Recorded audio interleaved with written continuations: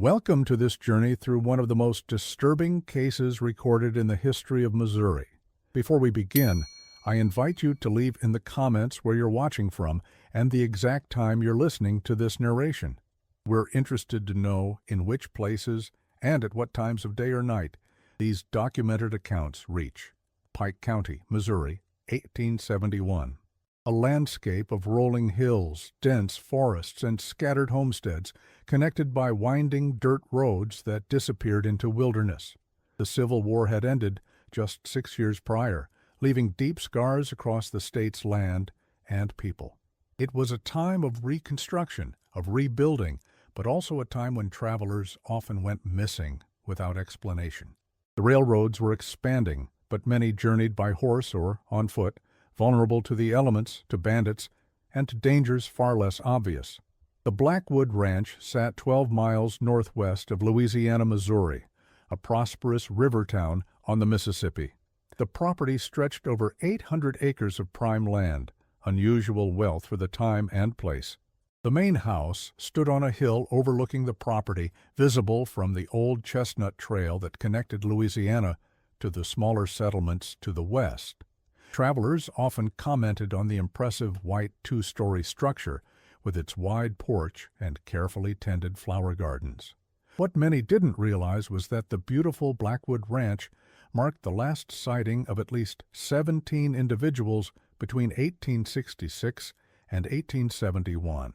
From surviving county records, we know that Elijah Blackwood purchased the land in 1851 after selling a successful mercantile business in St. Louis.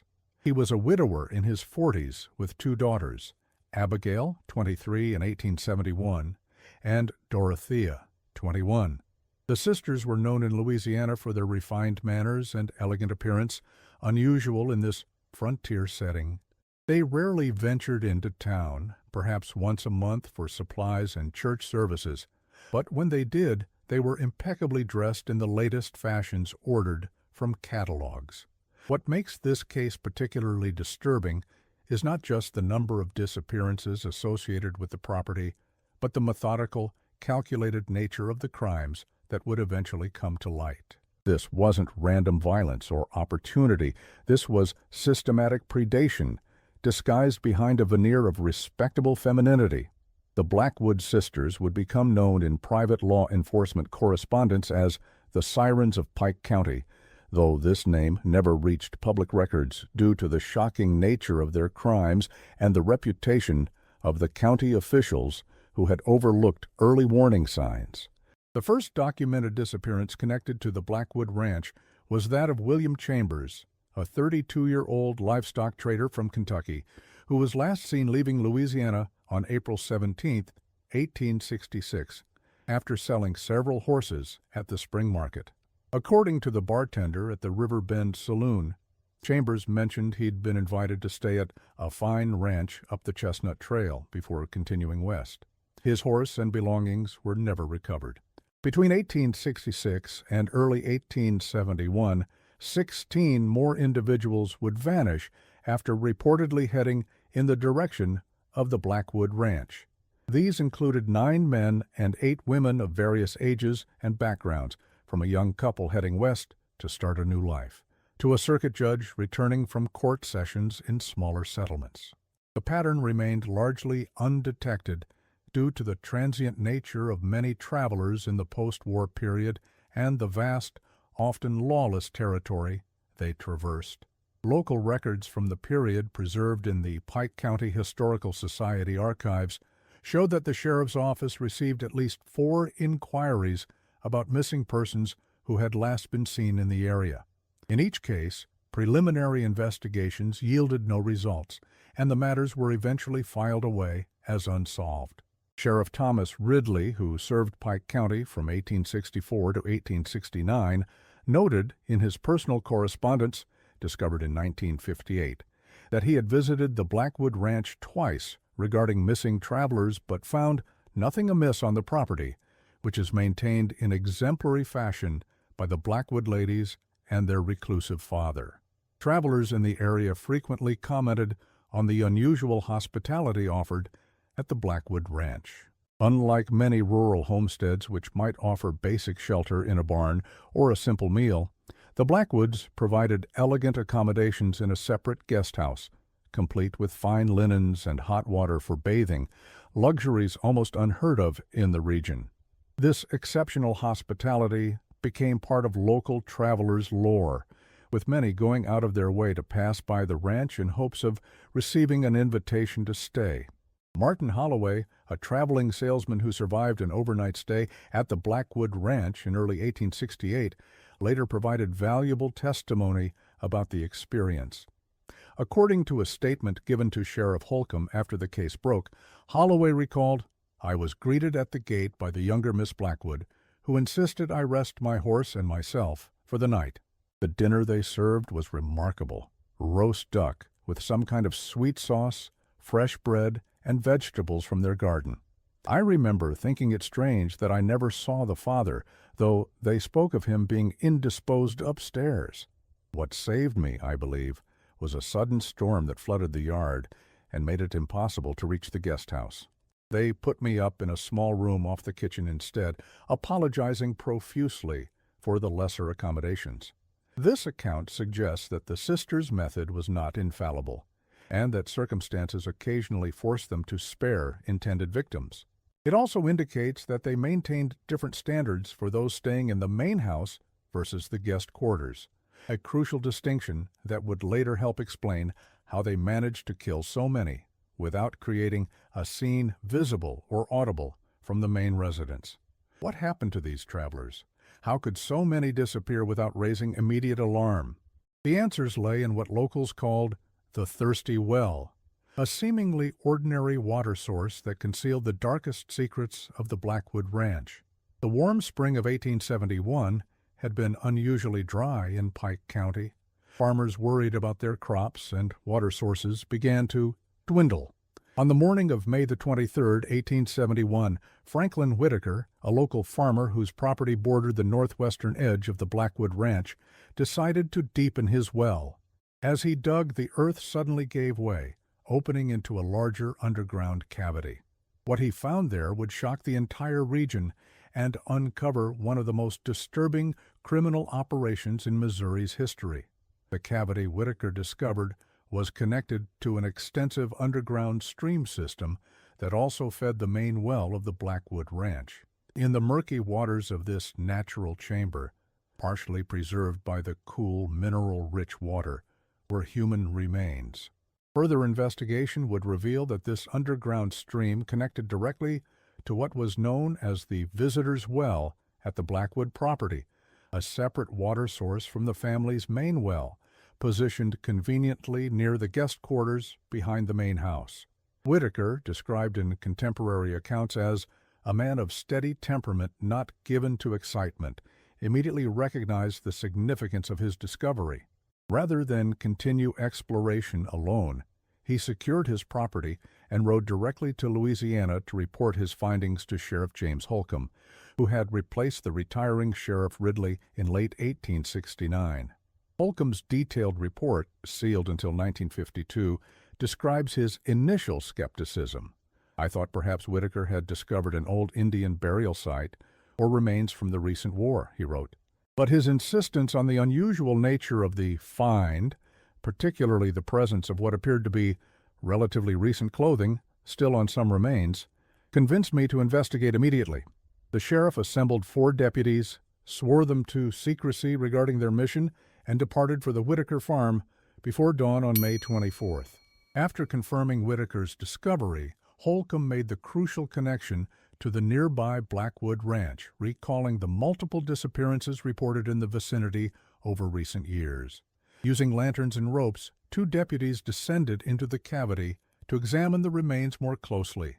Their findings, documented in detailed notes and sketches, confirmed that these were not ancient burials or war casualties. The bodies showed signs of drowning as the primary cause of death, with evidence suggesting they had been in the water for varying periods, from a few months to several years. Most significantly, one of the deputies recovered a distinctive gold pocket watch with an engraving that Holcomb immediately recognized.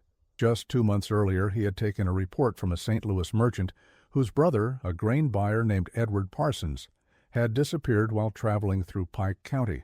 The merchant had specifically mentioned the custom engraved watch as an identifying item.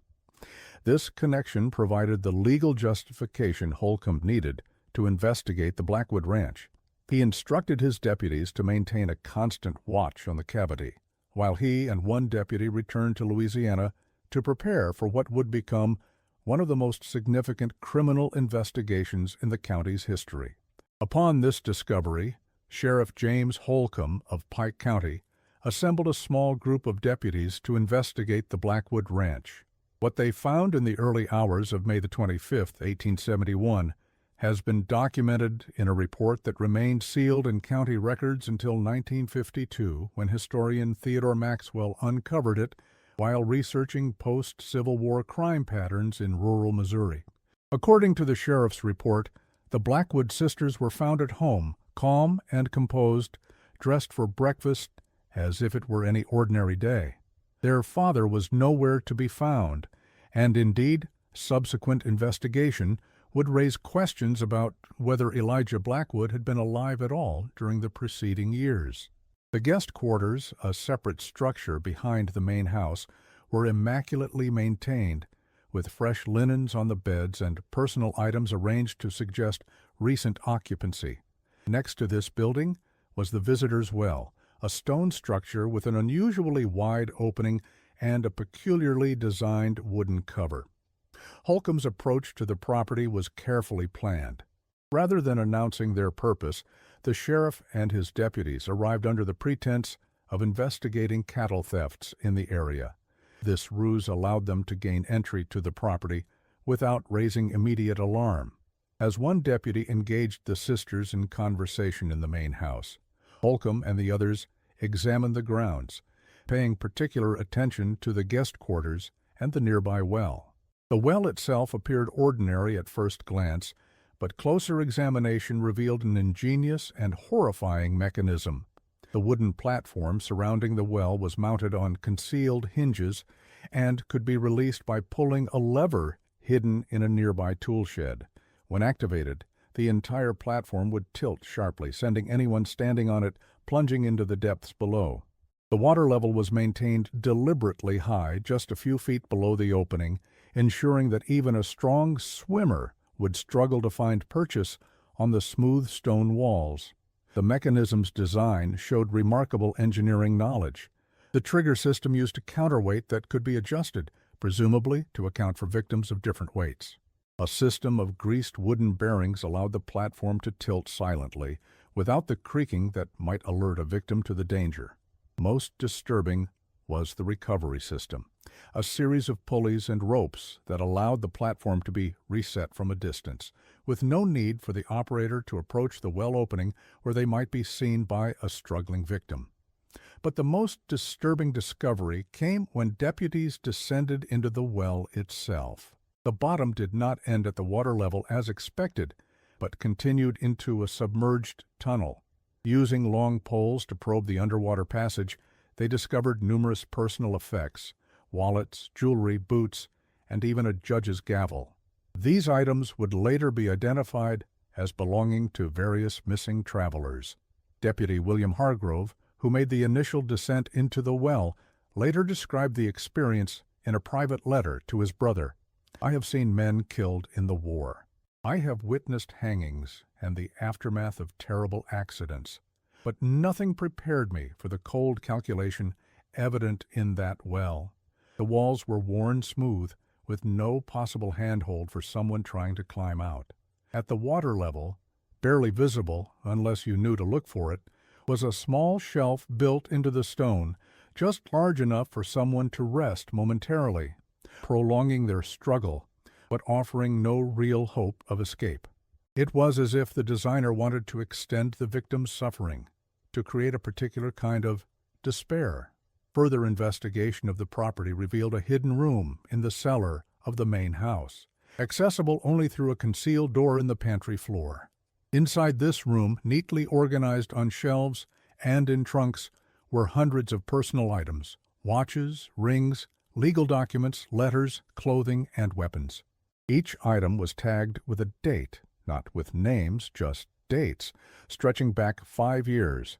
The inventory of this room, conducted over 3 days following the sisters' arrest, filled 17 pages of Sheriff Holcomb's report.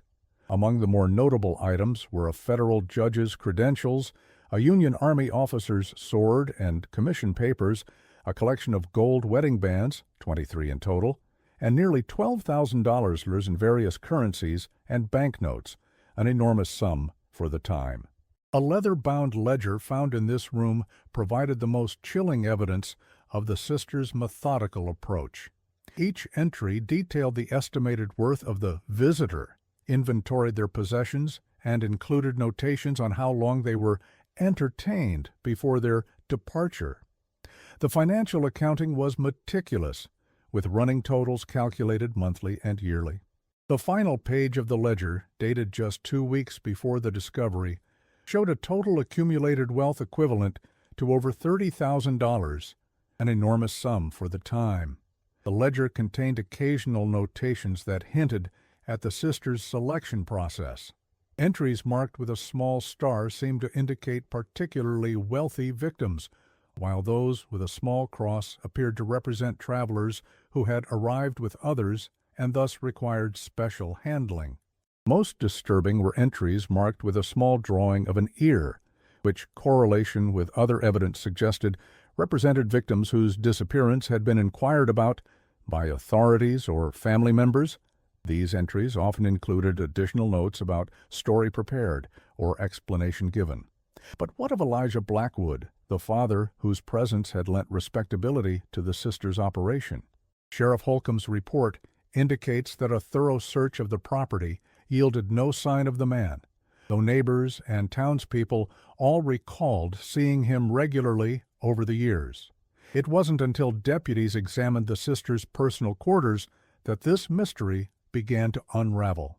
In Abigail's immaculate bedroom, tucked beneath her mattress, they discovered a worn journal bound in faded red leather. The entries, written in a precise, educated hand, revealed a truth far stranger than anyone had anticipated. According to these writings, Elijah Blackwood had died in the winter of 1865, not long after the end of the Civil War, from a respiratory illness that had plagued him since his service in the Mexican-American War years earlier.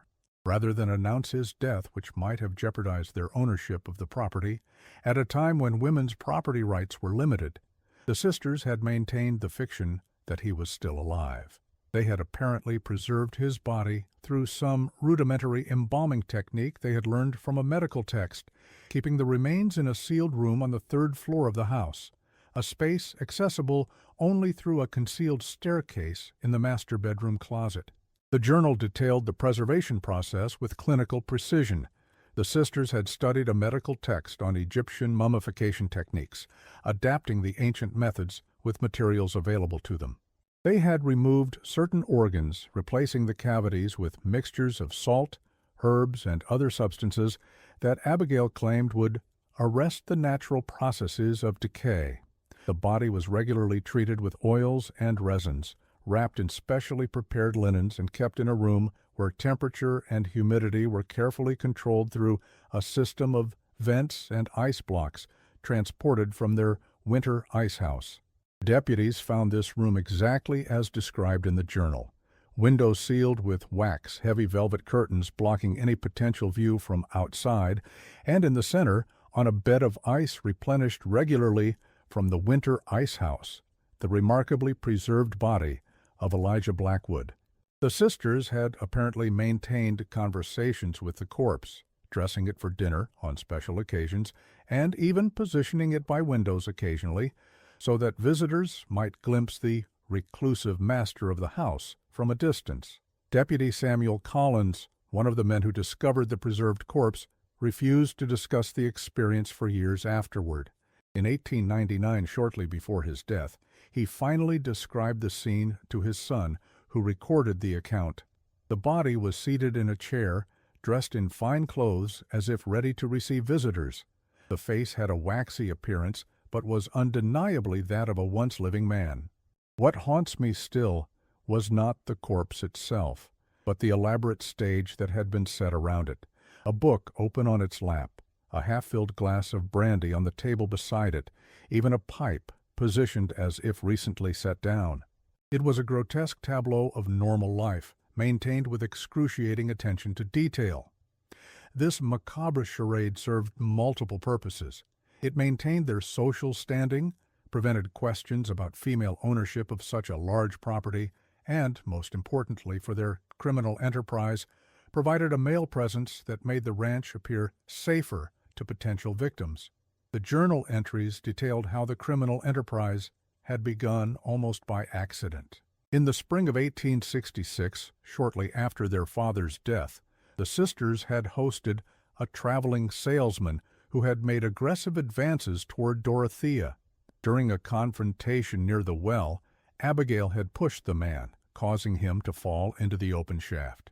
Rather than report the incident, they discovered the underwater tunnel system that would carry the body away from their property.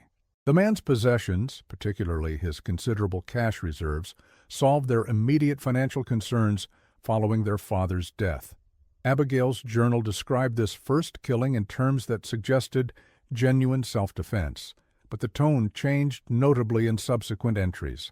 By the third victim, described only as the widow traveling to her sister's home, the language had shifted from justification to calculation, with detailed notes on how they had improved their method based on previous experience. What began as a desperate act evolved into a calculated operation. The sisters soon realized that their location on a common travel route, combined with their reputation as respectable women, made the ranch a perfect setting for their crimes. They modified the well with its deadly mechanism, established the separate guest quarters to isolate victims, and developed a system for disposing of evidence. Their method was simple but effective. Travelers passing by the impressive ranch would be invited to rest for the night. The sisters were selective in their targets, preferring those who appeared prosperous but not prominent enough to trigger an immediate search. Single travelers were ideal, though occasionally they entertained couples or small groups when the potential reward justified the risk. The journals revealed that the sisters had developed an uncanny ability to assess which travelers would not be immediately missed. They paid particular attention to subtle cues, the quality but worn nature of clothing that suggested someone who had fallen on hard times, the absence of frequent correspondence mentioned in conversation, or travelers who spoke of starting fresh or leaving the past behind, all indicators of individuals whose disappearance might go unnoticed or uninvestigated for extended periods. Guests would be served an evening meal, often drugged with laudanum the sisters obtained on their monthly trips to town, under the guise of treating Elijah's chronic pain. Once their victims were disoriented, they would be guided to the guest quarters and encouraged to refresh themselves at the well before retiring. The trap was then sprung, sending the unfortunate visitor plunging into the depths below. Abigail's journal included detailed observations about the effects of different doses of laudanum on victims of varying sizes and constitutions. She noted that men required significantly larger doses than women, and that alcohol consumption prior to dinner could either enhance or counteract the drug's effects, depending on the individual. These observations demonstrated a disturbing commitment to perfecting their methodology over time. Any who survived the fall would find themselves in pitch darkness, struggling in cold water with no way to climb the smooth stone walls. According to Abigail's journal, they sometimes listened from above as their victims called for help, documenting with disturbing detachment how long each survived. The sisters would then collect and catalog the possessions, adding another date to their macabre ledger. One particularly disturbing entry described what Abigail called the longest survival, referring to a young man who managed to remain alive in the well for nearly 2 days by finding the small shelf built into the wall at water level. She noted with clinical interest how his calls for help gradually changed from angry demands to reasoning, bargaining, and finally to prayers and weeping. The entry concluded with the observation that D was fascinated by the progression and insisted on maintaining an hourly log of the utterances, which I found excessive. There is a scientific interest in the stages of acceptance, but her enthusiasm borders on the unseemly.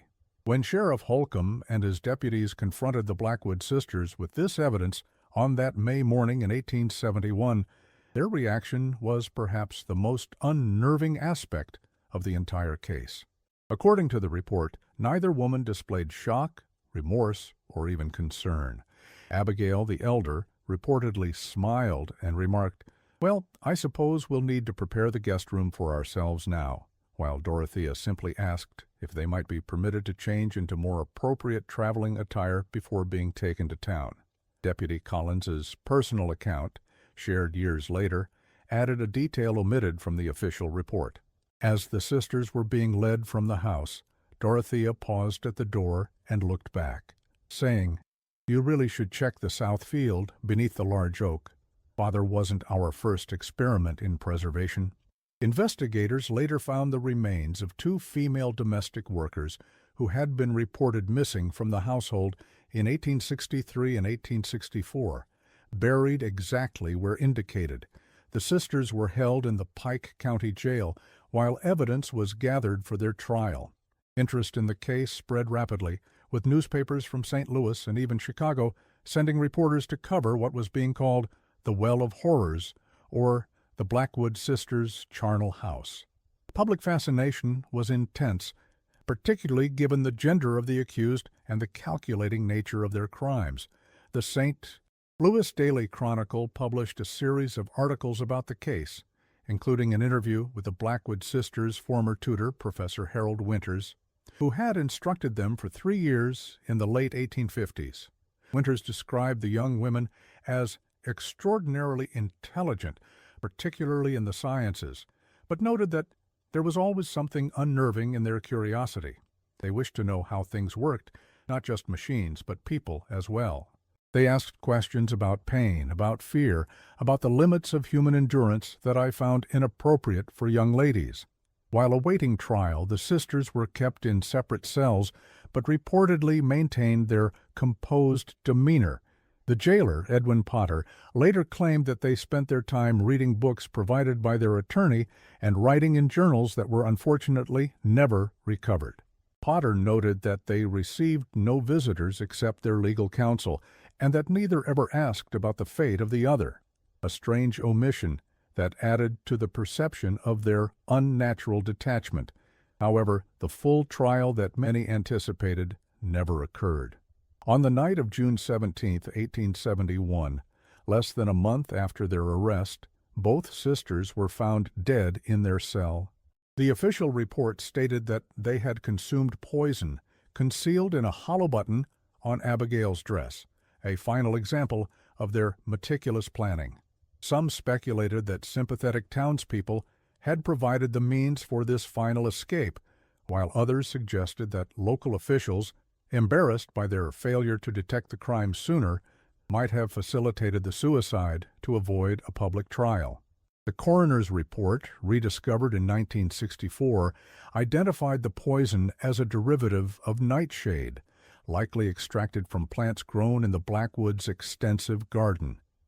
The report noted that the substance had been preserved in a wax coating inside the button, keeping it potent until needed, another indication of the sisters' foresight and technical knowledge. In the aftermath, authorities attempted to identify all victims and return personal effects to their families. Of the 17 confirmed disappearances linked to the Blackwood Ranch, only 11 bodies were recovered from the underwater cave system, as the current had carried some remains further into inaccessible passages. Identification was difficult, but through the possessions cataloged in the sisters' ledger, 12 families eventually received confirmation of their loved ones' fates.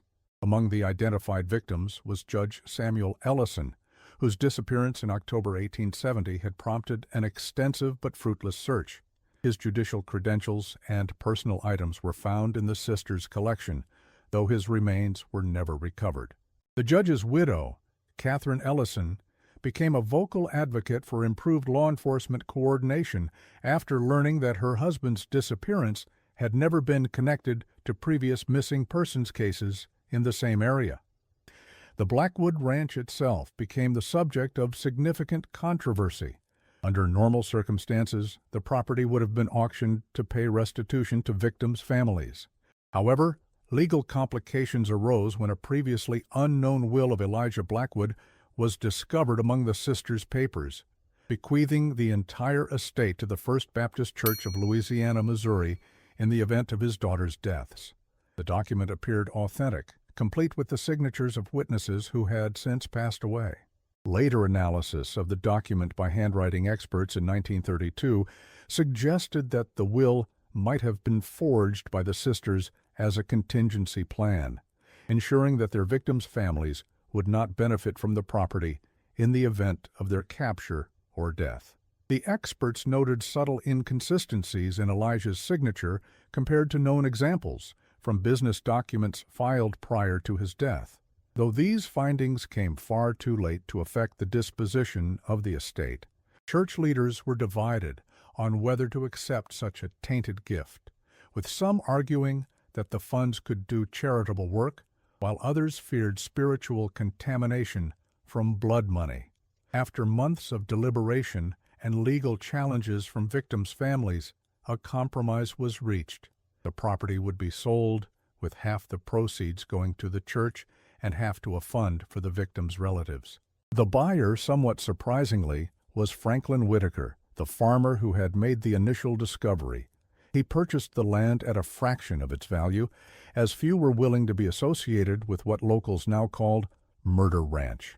Whitaker demolished the main house and outbuildings, plowed under the gardens, and filled in the infamous well with stones and concrete before covering it with earth. He converted the entire property to cropland, erasing all visible traces of the Blackwood family. Whitaker's grandson, interviewed in 1951, revealed that his grandfather had purchased the property out of a sense of obligation to the community.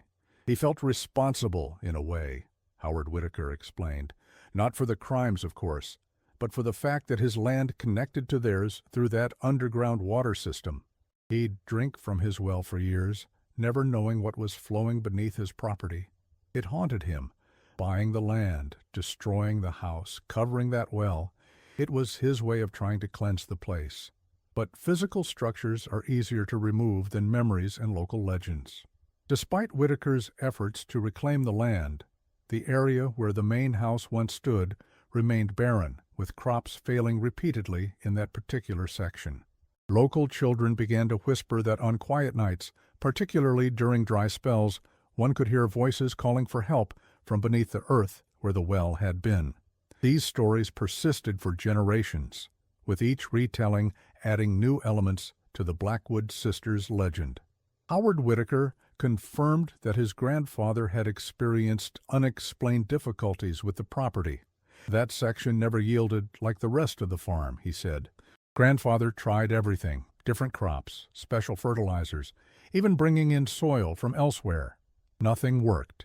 He was a scientific man, not given to superstition, but before he died, he told me he believed the land itself had been poisoned, not by chemicals, but by the evil that had been done there. In 1915, during another severe drought, a portion of Whitaker's field, by then owned by his grandson, suddenly collapsed, revealing part of the old well system that erosion had reopened. Workers sent to fill the hole reported hearing what sounded like water rushing through distant chambers far below the surface, reigniting old tales among the local population. The collapse created a sinkhole approximately 12 feet in diameter, dropping almost 20 feet to a limestone shelf that had partially blocked the original well shaft. County engineers brought in to assess the situation determined that the underground water system had gradually eroded the surrounding soil, creating a void that finally gave way during the drought conditions. Their report recommended extensive filling operations to prevent further collapses, but also noted the surprising extent of the cave network beneath the property, far larger than had been mapped during the original investigation. The most comprehensive academic study of the Blackwood case came in 1952, when historian Theodore Maxwell published Feminine Malevolence, The Blackwood Sisters, and Criminal Psychology in Post-Civil War America. Maxwell had discovered the sealed sheriff's reports and court documents while researching another topic and became fascinated by this largely forgotten case. Maxwell's research extended beyond official records to include interviews with elderly residents who remembered the aftermath of the discoveries, examination of newspaper archives from multiple states, and analysis of the sisters' surviving writings. His work was the first to suggest that the Blackwood case represented not merely an isolated criminal incident, but a significant challenge to Victorian-era understanding of female psychology and criminal capacity. Maxwell's work is particularly valuable because he conducted interviews with elderly residents of Pike County who still remembered the aftermath of the discoveries, including Hollis Parker, who as a young deputy had assisted Sheriff Holcomb during the investigation. Parker, then in his late 90s, provided details not included in the official reports, such as the unnatural composure of the sisters during their arrest and the strange atmosphere of the house, which he described as too perfect, like a stage set rather than a home. "I was just a deputy, 22 years old," Parker told Maxwell. "I'd never seen anything like it. The house was immaculate, not a thing out of place. Most disturbing was how they acted, like we'd arrived for a social call, not to arrest them for murder. The younger one, Dorothea, actually offered to play the piano for us while her sister prepared refreshments. When Sheriff Holcomb began reading the charges, she just nodded, as if he were announcing dinner was served." Perhaps most disturbingly, Parker recalled finding a collection of small glass vials in Dorothea's writing desk, each containing what appeared to be a lock of hair labeled only with initials and dates. These matched neither the sisters nor any of the identified victims, suggesting there may have been earlier crimes that were never connected to the Blackwood family. Analysis of these dates indicated that some predated the sisters' move to the ranch, raising questions about possible criminal activity during their years in St. Louis. However, attempts to correlate these dates with missing persons reports from that period proved inconclusive, leaving yet another unsettling aspect of the case unresolved. Maxwell's research also uncovered evidence that the sisters' criminal behavior might have begun even before their father's death. Church records from St. Louis showed that a young woman who had been employed as a companion to the teenage Blackwood girls disappeared in 1861, with Elijah claiming she had run off with a soldier. No trace of this woman was ever found, raising questions about whether the father had been complicit in, or perhaps even the initiator of, the family's criminal activities. The woman, identified in parish records as Margaret Collins, had been employed by the Blackwood family for approximately 18 months before her disappearance. The local priest had made a note in the margin of the church registry expressing concern about the circumstances, as Collins had been a devout parishioner who had recently expressed fear in a confession, though the specific nature of her concerns was not recorded due to the confidentiality of the confessional. This theory gained further support when Maxwell discovered a series of letters between Elijah and a physician in St. Louis discussing treatments for his daughter's unnatural tendencies and disturbing fascinations. The correspondence, dated 1859 and 1860, referred obliquely to incidents that had caused concern, though it never specified the exact nature of these behaviors. One letter from Dr. Augustus Hammond, dated September 1859, was particularly suggestive. "I must again urge you to consider institutional care for the girls, particularly the younger. The incident with the neighbor's cat, followed so closely by the matter of the scullery maid's injury, suggests a pattern that mere discipline at home is unlikely to correct. There are several reputable facilities that specialize in young ladies with such troubling inclinations." Elijah's response, preserved in Dr. Hammond's files, rejected this advice firmly. "My daughters will not be subjected to the barbaric treatments of your so-called institutions. Their intelligence and sensitivity merely require proper direction, which I am fully capable of providing. The incidents you reference were unfortunate accidents, nothing more. I will thank you to remember your physician's oath and maintain discretion in this matter. In 1968, during the construction of a new county highway that would pass near the former Blackwood property, workers uncovered a metal box buried approximately 6 feet below the surface at what would have been the edge of the original ranch. Inside were several journals bound in identical leather covers to the one found in Abigail's bedroom nearly a century earlier. The discovery created a brief sensation in the local press, with the Pike County Gazette running the headline, "Blackwood Horror Returns, New Evidence Unearthed." The journals were immediately transferred to county authorities, who arranged for their preservation and analysis by experts from the Missouri Historical Society. These journals, now housed in the Missouri Historical Society archives, provide the most direct insight into the psychology of the Blackwood sisters. Written primarily by Dorothea, the younger sister who had always been portrayed as following her siblings' lead, they reveal a different dynamic altogether. According to these writings, it was actually Dorothea who conceived many of the sisters' methods, particularly the mechanical trapdoor system for the well. "A lacks vision," she wrote in one entry dated March 1867. "She sees only the immediate value, the money, the possessions. She fails to appreciate the true experiment here, the study of human nature in its most raw and desperate form. Each subject provides unique data on the psychology of hope, fear, and ultimate resignation.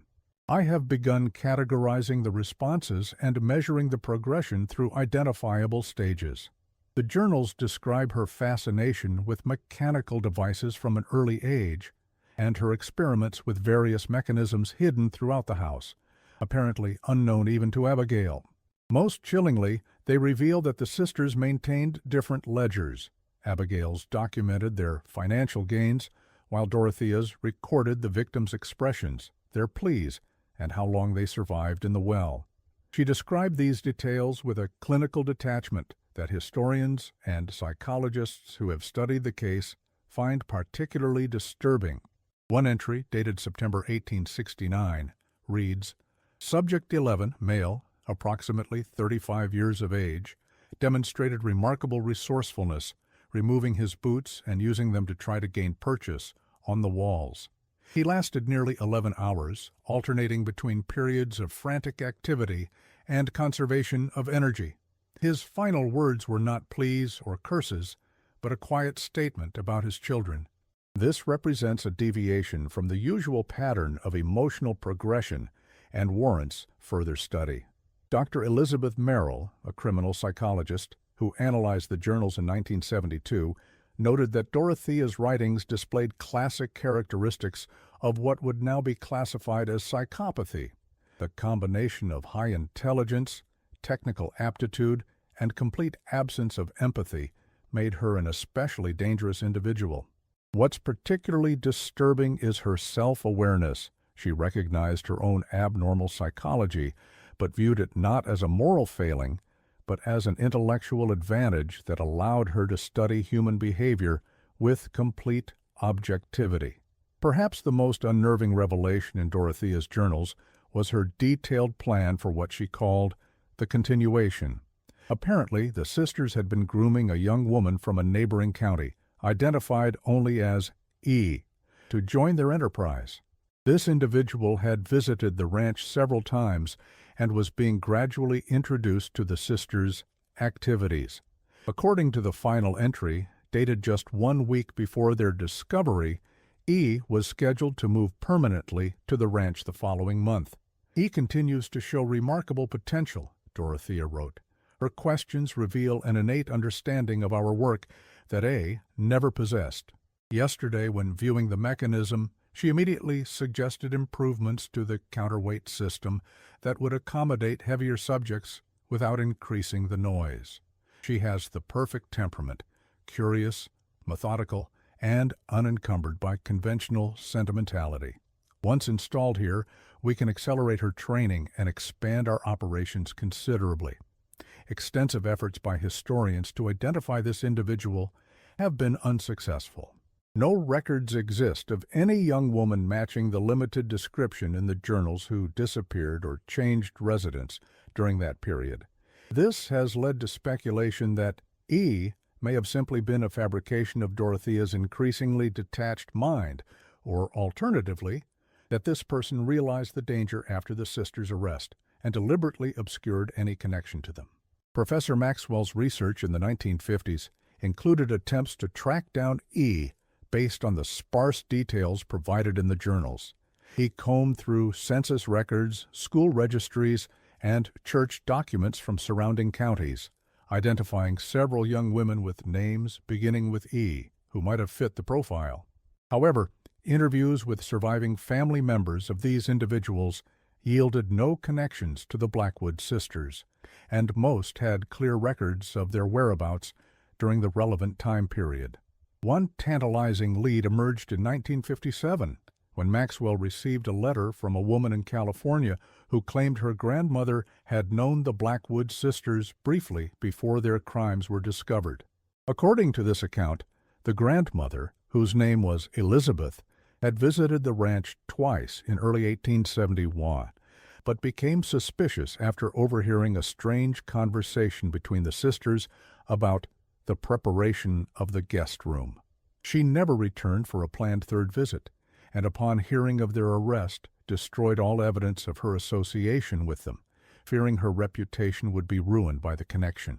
Maxwell was unable to verify this story, and the letter writer declined further communication when pressed for details. Whether this Elizabeth was the mysterious E, or merely someone who had narrowly escaped becoming another victim, remains unresolved. What motivated the Blackwood sisters? This question has fascinated criminologists and psychologists for decades. The prevailing theory, advanced by Dr. Marion Lefebvre in her 1963 analysis, Feminine Predation Case Studies in Criminal Psychology, suggests that the sisters' behavior stemmed from a combination of factors: their isolated upbringing, the trauma of the Civil War years, the social limitations placed on women of their era, and possibly genetic predisposition toward psychopathy. Lefebvre points to evidence that Elijah Blackwood had exhibited controlling and potentially violent behavior, creating an environment where the sisters developed warped perceptions of normal human interaction. Their mother's early death, Abigail was 7, Dorothea 5, left them without maternal influence during critical developmental years. Church records from St. Louis indicate that the Blackwood family became increasingly isolated after Mrs. Blackwood's death in 1853. Neighbors reported that Elijah became protective of his daughters to an unusual degree, removing them from the small private school they had attended and employing a series of tutors instead. The family attended church regularly but participated minimally in social activities, with Elijah often citing his daughter's delicate constitution as a reason for their limited interaction with peers. The journals reveal that both sisters were highly intelligent and educated, far beyond most women of their time. Elijah had provided them with extensive libraries and occasional tutors, but also instilled in them a sense of superiority and entitlement. They were raised to believe they deserved wealth and position, but found themselves constrained by the limited opportunities available to women in that era.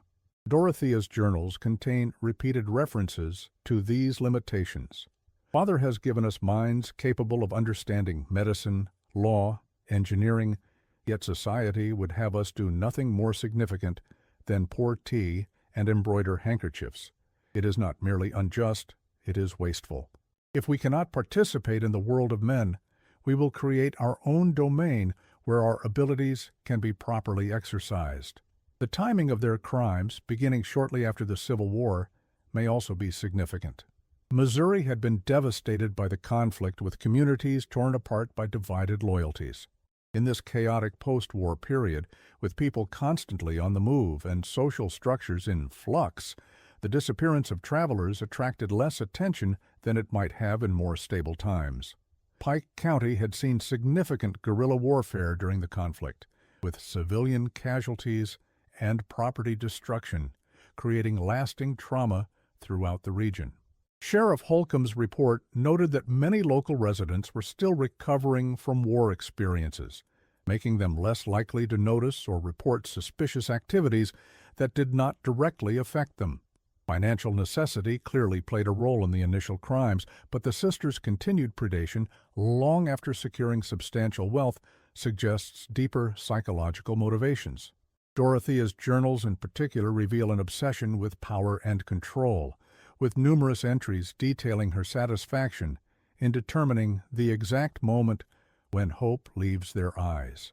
There is a precise instant, she wrote in 1869, when the subject realizes that no help is coming, that their strength is failing, and that death is inevitable. In that moment, they are stripped of all pretense, all social conditioning, all the accumulated falsehoods of civilization. What remains is the essential human animal, and that is the only time we ever see a person's true nature. A. Thinks our work is about acquisition. She is wrong. It is about revelation. Dr. Lefebvre's analysis suggests that Dorothea exhibited classic traits of what modern psychology would classify as a sadistic personality with strong psychopathic features, while Abigail showed more characteristics of dependent personality disorder combined with moral disengagement. The relationship appears to have been symbiotic, Lefebvre wrote. Dorothea provided the psychological drive and creative planning, while Abigail offered practical implementation and social facilitation. Neither could have operated successfully alone, but together they created a functioning predatory unit. The story of the Blackwood sisters faded from national attention relatively quickly. More sensational crimes in larger cities captured public imagination, and the remote rural setting of their activities limited ongoing interest outside of Missouri.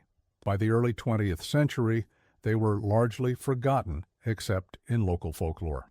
The Pike County Gazette maintained the most consistent coverage, with occasional retrospective articles appearing on significant anniversaries of the case. A 1921 piece titled 50 Years Since the Well of Horrors noted that many younger residents were entirely unaware of the case, while older citizens still avoided the area where the ranch had stood. The property itself passed through several owners after the Whitaker family sold it in 1923. Agricultural use continued until 1967, when a severe drought led to further subsidence around the filled-in well area. The current owner, unwilling to continue fighting the seemingly cursed portion of land, allowed it to revert to woodland. Today, no structures remain visible at the site, though local guides occasionally offer tours to the approximate location of the former ranch house. Vernon Miller, who purchased the property in 1953, attempted to establish a dairy operation on the land. In a 1962 interview with the Gazette, he described ongoing difficulties. The soil's good enough in most parts, but that north section, where they say the house stood, nothing thrives there. Grass grows thin, trees stay stunted. I've had 3 different agricultural experts out to test the soil, and they all say there's nothing wrong with it scientifically. But you can see the difference clear as day. It's like the land remembers what happened there. Miller also reported occasional difficulties with his cattle refusing to graze in certain areas of the property, particularly around the depression that marked the former well site. Animals have instincts about these things, he observed. They sense things we don't. The Missouri Historical Society mounted a small exhibition on the case in 1971, marking the centennial of the discoveries. The display included some of the recovered personal items never claimed by victims' families, pages from the sisters' journals, and the sheriff's original report. Public response was substantial enough that the exhibition, originally planned for 1 month, was extended to 3. Curator Margaret Winters noted the particularly strong reaction from female visitors. Many women seemed almost personally affected by the case, as if the Blackwood sisters had betrayed not just their victims, but their entire gender. Several commented that the sisters had set back the cause of women by providing ammunition to those who argued against female education and independence. The exhibition also featured audio recordings of interviews with the last living individuals who had direct connections to the case, including Howard Whittaker and Samuel Collins, Jr., who had recorded his father's recollections of discovering Elijah Blackwood's preserved body. These oral histories now represent the final living link to the events of 1871. Dr. Lefebvre's final assessment of the Blackwood case, published just before her death in 1967, perhaps best summarizes its historical significance. What makes the Blackwood sisters so disturbing to our modern sensibilities is not just the number of their victims or the calculated nature of their crimes, but the profound contradiction they presented to Victorian notions of femininity. Their case forces us to confront the uncomfortable truth that predatory violence is not exclusively a male domain, and that the capacity for calculated evil exists independently of gender. In the decades since, the case has been referenced in criminology textbooks and psychological studies, though rarely receiving the attention given to more recent or urban crimes. Several fictional works have drawn inspiration from the Blackwood sisters, though most alter significant details, perhaps finding the unembellished truth too disturbing even for horror genres. Author Raymond Chester's 1958 novel The Sisters' Well used the basic premise of the Blackwood case, but added supernatural elements, depicting the well as a gateway to another dimension. The book achieved modest commercial success, but was criticized by historians for distorting the factual case. Chester defended his approach, arguing that the truth of the Blackwood sisters is too coldly horrifying for direct examination. Fiction allows us to process it through the safer lens of fantasy. A more faithful treatment appeared in Louise Hartman's 1975 historical study, Deadly Women Female Killers in American History, which devoted an entire chapter to the Blackwood case. Hartman's work emphasized the social context of the crimes, particularly the limited options available to educated women in the post-Civil War era. While not excusing their actions, she positioned the sisters as extreme examples of thwarted ambition and displaced intellect. The underwater cave system that facilitated their crimes was finally mapped by professional spelunkers in 1965, revealing an extensive network of passages stretching nearly 2 miles from the original well site. The full extent of this natural formation raises disturbing possibilities about how many victims might remain undiscovered in its furthest reaches. The mapping expedition, led by geologist Dr. James Harrison, documented numerous side passages and underwater chambers that had been inaccessible during the original investigation. In his report published in the Journal of Speleology, Harrison noted, "The complexity and extent of this system suggest that complete recovery of remains would have been impossible given the technology available in 1871. It is entirely possible that additional victims were carried deeper into the network by the current, perhaps miles from the entry point." Harrison's team discovered several items of apparent human origin in the deeper passages, including what appeared to be a boot buckle and fragments of deteriorated leather, but no identifiable human remains. These items were turned over to county authorities but could not be definitively linked to the Blackwood case due to their degraded condition and the passage of time. Pike County records indicate that the last living direct descendant of any identified Blackwood victim died in 1958, Martha Ellison, granddaughter of Judge Samuel Ellison, who disappeared in October 1870. With her passing, the direct human connection to these events was severed, transforming the case from living memory into pure history. Martha Ellison had devoted considerable energy to preserving the factual record of the case, frequently corresponding with historians and law enforcement officials to correct inaccuracies in published accounts. In a 1955 letter to the editor of The Saint, Louis Post-Dispatch, responding to a sensationalized retrospective article, she wrote, "My grandfather was not merely a statistic or a colorful anecdote in your pages.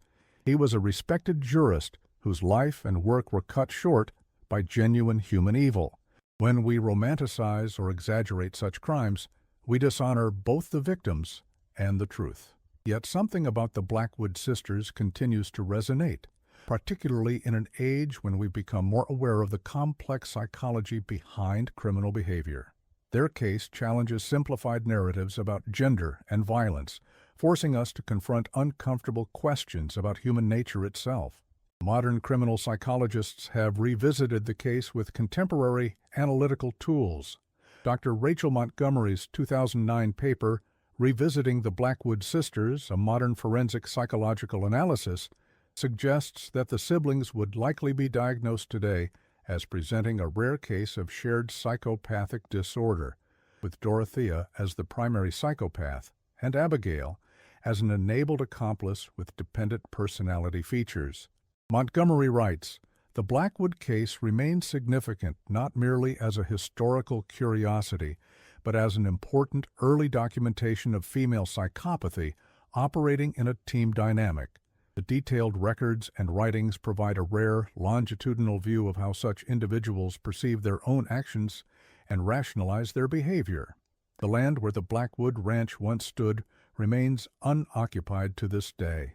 Local residents still avoid the area, particularly after dark. Some claim to hear sounds emanating from the earth on still nights. Not voices anymore, but the distant sound of water moving through underground chambers carrying secrets we may never fully recover." Robert Jenkins, whose family has owned the adjacent property since 1977, described his experiences in a 2001 interview with a local history project. "I'm not a superstitious man, but there's something not right about that place. I've hunted all over these woods, but I won't go near that clearing after sunset. On dry summer nights, especially when the moon is full, you can hear water running deep underground. The sound shouldn't carry to the surface, but it does. It's like the earth itself is trying to tell a story nobody wants to hear." In Theodore Maxwell's final notes on the case, never published but preserved in his archives at the University of Missouri, he wrote, "What disturbs me most after years studying the Blackwood sisters is not what we know they did, but what we will never know. How many travelers vanished without record? How many families spent decades wondering about loved ones who simply never arrived at their destinations?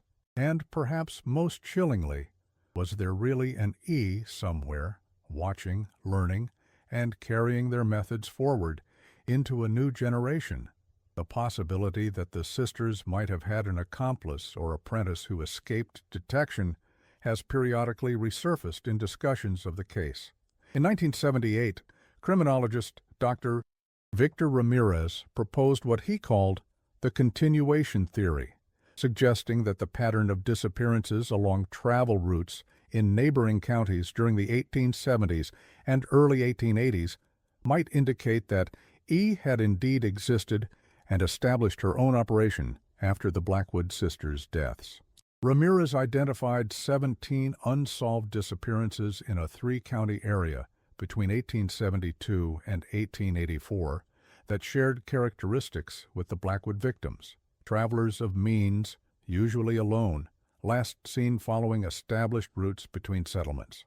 However, without physical evidence connecting these cases, the theory remains speculative. The trapdoor mechanism from the well, recovered during the original investigation, was stored in the Pike County Sheriff's evidence room until a fire destroyed the building in 1924. According to reports, the device showed remarkable craftsmanship and engineering knowledge, particularly considering it was allegedly designed by a self-taught young woman in rural Missouri. This technical sophistication has led some modern analysts to question whether the sisters might have had an accomplice with formal training, though no evidence of such a person has ever been found. Before its destruction, the mechanism was examined by several engineers and mechanics, all of whom expressed surprise at its sophistication. One report, written by railroad engineer Thomas Harrigan in 1872, noted, "The design incorporates principles of leverage and counterbalance that would be familiar to a trained engineer but are rarely mastered by amateurs. Of particular note is the silent release system, which uses layered felt pads to eliminate the noise one would expect from such a substantial mechanical operation. This suggests not only technical knowledge, but practical experimentation and refinement. The final mystery of the Blackwood case concerns the sisters themselves. Their bodies, following their suicide in jail, were buried in unmarked graves on unconsecrated ground at the edge of the Louisiana-Missouri Cemetery. In 1935, during expansion of the cemetery, workers preparing to relocate these and other unmarked graves discovered that the sisters' plot was empty. No records exist of any official exhumation or relocation, leading to speculation that sympathizers might have removed the remains years earlier. Cemetery caretaker William Dobson, who supervised the 1935 excavation, filed a report with county officials describing the discovery.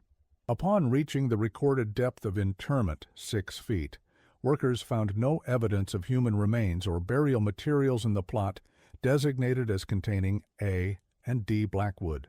The soil appeared to have been previously disturbed, suggesting the graves had been opened and the contents removed at some point during the intervening years. No records of legal exhumation exist in county files. This discovery sparked a brief revival of interest in the case, with some local residents reporting sightings of 2 women resembling the sisters in towns across Missouri. These reports were never substantiated, and most historians attribute them to the human tendency to create legends around disturbing events. The sisters were in their 20s at the time of their deaths in 1871. They would have been in their 80s had they somehow survived. The most persistent of these legends emerged in the small town of Redemption, approximately 70 miles west of Louisiana, where local stories claim that 2 elderly sisters named the Miltons, who operated a small boarding house from 1910 until 1926, were actually the Blackwoods living under assumed identities.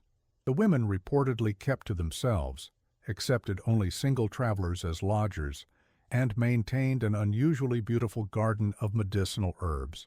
When investigated by Maxwell in the 1950s, these stories proved impossible to verify. Town records confirmed the existence of the Milton sisters, but their documented ages and physical descriptions did not match the Blackwoods. Furthermore, several longtime residents remembered the women clearly and described them as kindly, if somewhat reserved, with no hint of the calculating coldness that characterized descriptions of the Blackwoods. The well that served as their murder weapon remains sealed beneath layers of stone, concrete, and earth, visible now only as a slight depression in the forest floor. The underground streams still flow through darkness, perhaps still carrying remnants of their victims deeper into the earth. And the story of the Blackwood sisters continues to circulate in whispers, a reminder that sometimes the most dangerous predators are those we least suspect, hidden behind facades of respectability, waiting for unwary travelers to accept their hospitality. What happened at the Blackwood Ranch in those 5 years between 1866 and 1871 represents more than just a series of murders. It stands as a stark example of how appearance and expectation can blind us to danger, how isolation can foster the darkest aspects of human nature, and how easily predators can operate when their victims are transient and unconnected. Even today, nearly 150 years later, the case continues to disturb and fascinate, precisely because it challenges our assumptions about the limits of human behavior. Professor Rebecca Thornton, who teaches a course on historical crime at the University of Missouri, includes the Blackwood case in her curriculum specifically because of these challenges. Students are initially drawn to the sensational aspects, but the lasting value lies in examining how the sisters exploited social assumptions about gender and class to operate undetected. The case forces us to confront uncomfortable questions about how our preconceptions can create blind spots that predators are adept at exploiting. In 2018, archaeologist Dr. Michael Lowry conducted a non-invasive ground-penetrating radar survey of the property with permission from the current owners. His findings, published in the Journal of Forensic Archaeology, confirmed the continued existence of the extensive cave system beneath the property and identified several anomalies that might represent previously undocumented structures or burial sites. However, no excavation has been attempted, partly out of respect for the site's grim history and partly due to concerns about disturbing potential remains. What we found suggests that the physical imprint of the Blackwood operation was more extensive than historical records indicate, Lowry wrote. There appear to be at least 2 additional structures that were not documented in Sheriff Holcomb's reports, possibly outbuildings or storage areas that were overlooked during the initial investigation. Of particular interest is a regular pattern of disturbances in the soil approximately 100 yards from the main house site, which may represent a previously unknown burial area. The exact spot where 17 people, at minimum, met their end remains unmarked on any official map, but locals know they avoid the depression in the forest floor where nothing grows, where the ground sometimes seems to shift underfoot, and where, on the driest days of summer, one can still hear the faint sound of water moving through hidden passages, as if the earth itself remembers what we might prefer to forget. In the words of Dorothea Blackwood, written just weeks before her crimes were discovered, 100 years from now, will anyone remember the names of our guests? Perhaps not. But the water remembers, the earth remembers, and in our own way, we have achieved a kind of immortality through our work, not the transient fame sought by lesser minds, but the deeper immortality of having seen into the very essence of human nature, of having witnessed what few ever will, the precise moment when a soul confronts its end, stripped of all illusion and pretense. That knowledge cannot be forgotten, even when our names are dust. Those chilling words, penned by a woman whose crimes defined the darkest possibilities of human behavior, remind us that evil rarely announces itself with obvious malevolence. It more often wears a pleasant face, offers comfort to the weary, and waits patiently for vulnerability, a lesson from 1871 that remains relevant in every era.